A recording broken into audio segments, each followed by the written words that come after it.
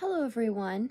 I am author Lauren A.R. Masterson, aka Alice Liddell, and today I'm going to be reading my very first novel, Love of the Sea, published by Inksmith Publishing. Please enjoy. Prologue.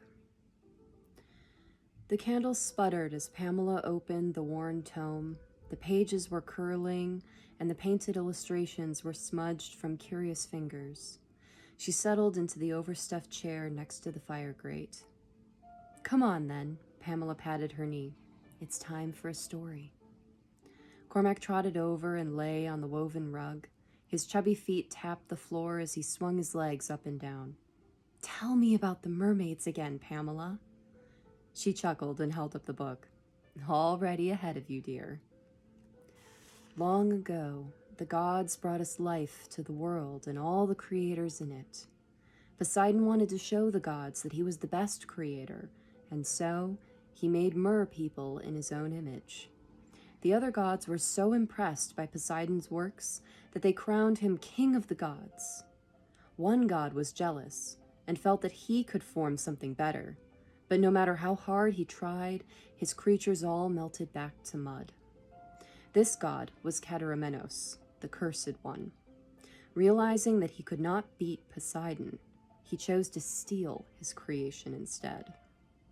Cataramenos dove deep into the realm of the mer people and tricked one of the tribes into coming on land.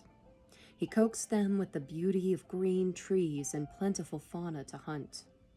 He helped mold their bodies so they could stay on land, producing the first humans. As a last affront to Poseidon, he gave them little seeds from the stars so they would one day pass on from their flesh and be immortal like the gods. Poseidon was furious when he discovered what Cataramenos had done. Unfortunately, the humans could not go back to the sea after living on land for so long, nor were they willing to give up their new claim to immortality.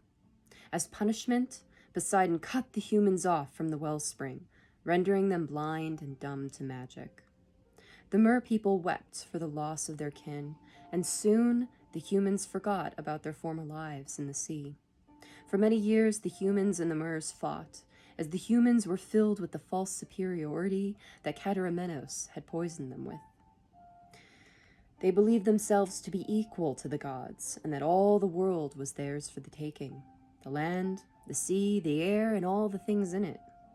The mers would tear down their ships and eat the sailors, warning the humans to stay away from their watery kingdoms. Even Poseidon raised his hand on occasion to beat back the human ego, sending squalls that tore ships asunder and sent wailing sailors to the deep abyss. After a time, the mer people were defeated as the humans kept building larger and stronger ships. No longer could they pierce the hulls with their claws and rent the lumber to splinters. In fact, humans would sometimes catch the mers, forcing them to grant wishes, or worse, curse them to a half-life bound on land. Eventually, the humans turned away from the Cursed One, as his path only led to destruction and death. Those who found favor with Poseidon are able to wheedle tiny drops of magic from the ancient wellspring. Today, these are the practitioners of the White Veil and other shadowy clans who understand the ancient ties we rejected so long ago. Though never will humans again know the true might of the wellspring, as we are all stained with the sins of the Cursed One and seek the forgiveness of Poseidon and his pure waters of the sea.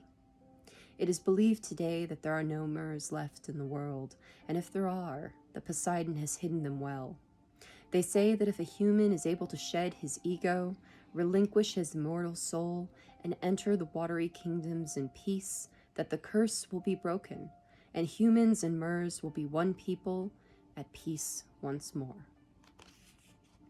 Pamela closed the book and set it aside. Cormac's eyes were wide as he came out of his childish imaginings. He curled himself into a sitting position and grabbed one of his toy wooden boats.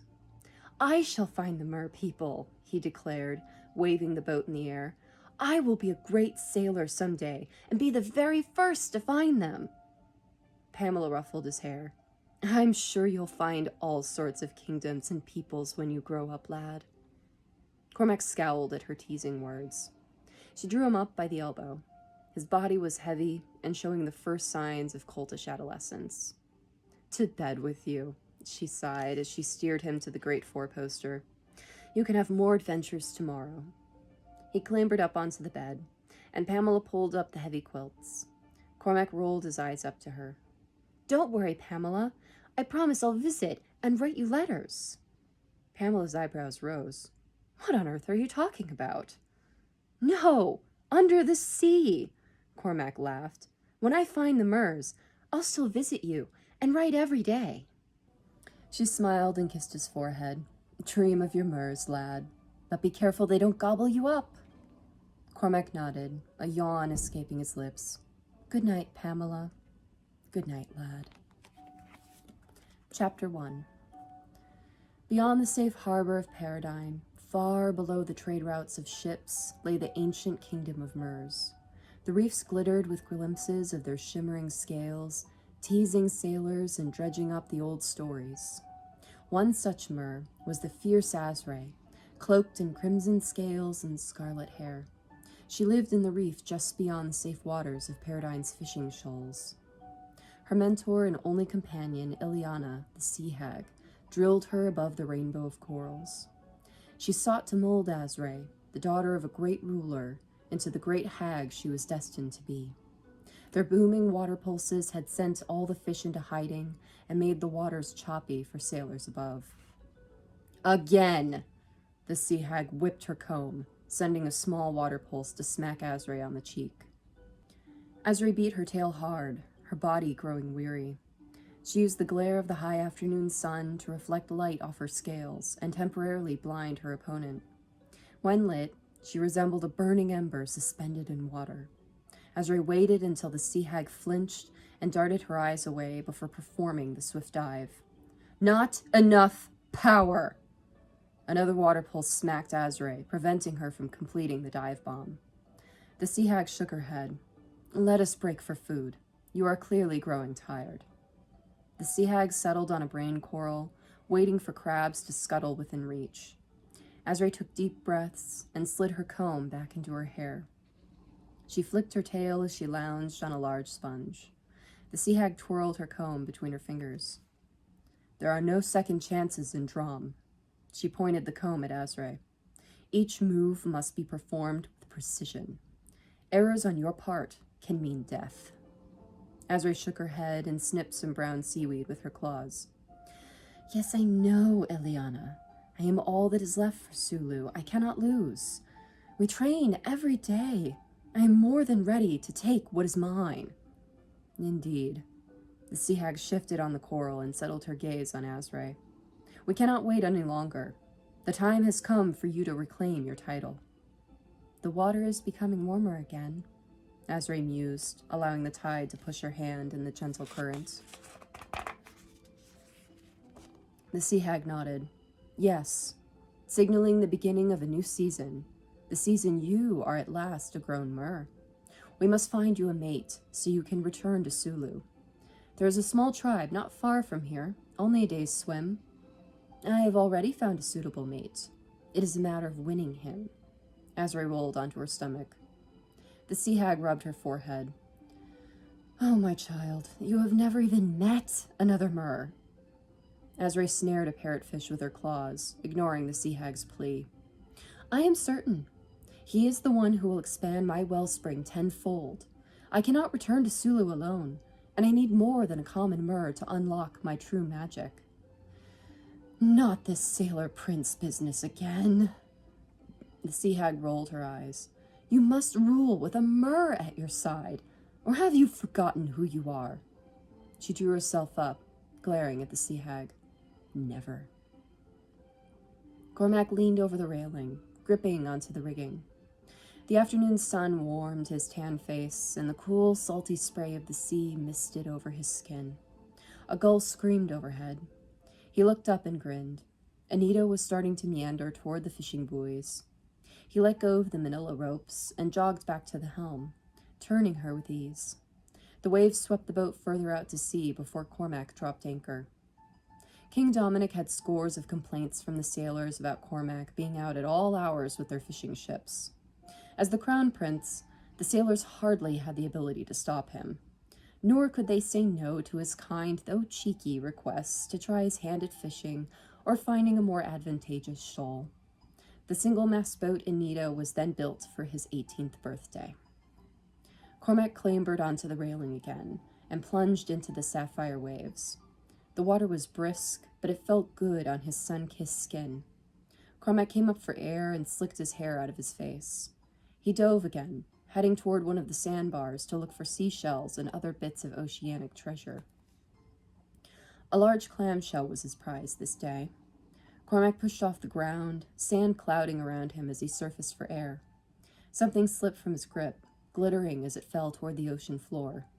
He drew long breaths, examining the clamshell. As he did so, he noticed that his finger was bare. His crest ring had slipped off while he was digging in the sand. Cormac slipped the shell into the small rucksack tied to Anita for his finds, and dove back down to the sandbar to search for his ring. The water clouded as he flung sand all around him. He was sure the ring could not be far, as it was his first dive of the day. Cormac came up again for air and cursed his fruitless search. He swam back to Anita and climbed the rope ladder on the side of the boat. His wet hands mixed with the dried salt on the ropes and made a white paste. He wiped his hands clean on his breeches once aboard. The sun lowered, late afternoon creeping by. He leaned his elbows on the railing, looking into the sparkling waters. Time was slipping through his fingers, as always. Soon it would be time to turn about and head in toward the docks. Azra hid behind the rudder of the boat. She had been holding on to it, allowing it to drag her through the water as Cormac sailed. She crawled along the side of the boat, trying to get a better view. Her needle-like claws dug into the wooden hull. When Cormac surfaced for air, something glittery fell from his hands. Azra dove. It tumbled down the sandbar into deeper waters. She plucked the large gold ring and looked up to see Cormac hunting around in the sand. The delight was wiped from his face. His fingers were frantic as he searched. She clung the ring to her chest. Excitement surged through her with the thought of revealing herself and presenting this human with his lost treasure. But she could not.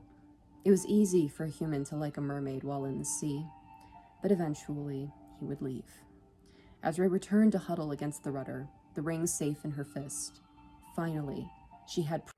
Through the ripples, Azra could make out his form leaning over the deck. A passion burned in her stomach that made her want to breach like a foolish dolphin.